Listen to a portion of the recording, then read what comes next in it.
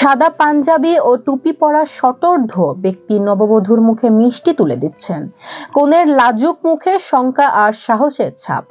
এ দৃশ্য দেখে অনেকে ভ্রু কুঁচকিয়েছেন, কেউ চোখ গোল করেছেন।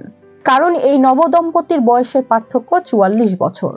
বর শরীফুল ইসলাম প্রধানের বাড়ি লালমনিরহাটের পাটগ্রাম পৌরসভা দক্ষিণ কোটতলী রসুলগঞ্জ এলাকায়, আর কনে আইরিন আক্তার একই উপজেলার কুচকিলি বাড়ি ইউনিয়নের নজরুল ইসলামের মেয়ে।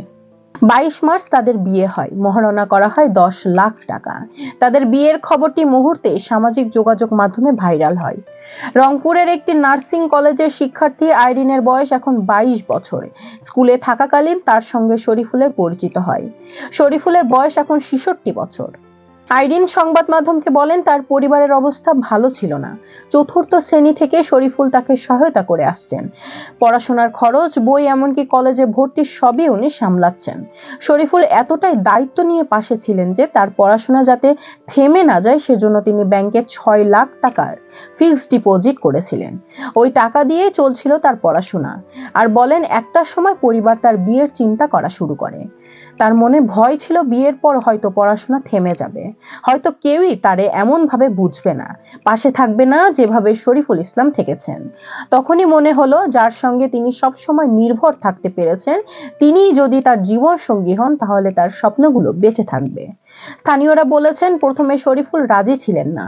আইরিনের প্রস্তাবে অবাক হয়েছিলেন, ছিলেন দ্বিধায়। কিন্তু আইরিনের দৃঢ়তা আর আন্তরিকতা তাকে টেনে আনে বিয়ের পিঁড়ি পর্যন্ত।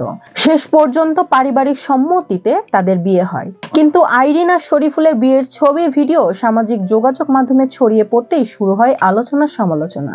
সমালোচনার বিষয়ে শরীফুল বলেন, আইরিন তাকে জীবন সঙ্গী হিসাবে চেয়েছে, তিনি শুধু তাকে স্বীকৃতি দিয়েছেন। অন্য কেউ বুঝুক না বুঝুক, তারা জানেন কে কাকে বেছে নিয়েছেন। পাটগ্রাম উপজেলার ঝাউড়া ইউনিয়নের সদস্য মামুন হোসেন সরকার বলেন, বিয়ে শাদীর জন্য বয়স কোনো ব্যাপার না, মনটাই বড় কথা।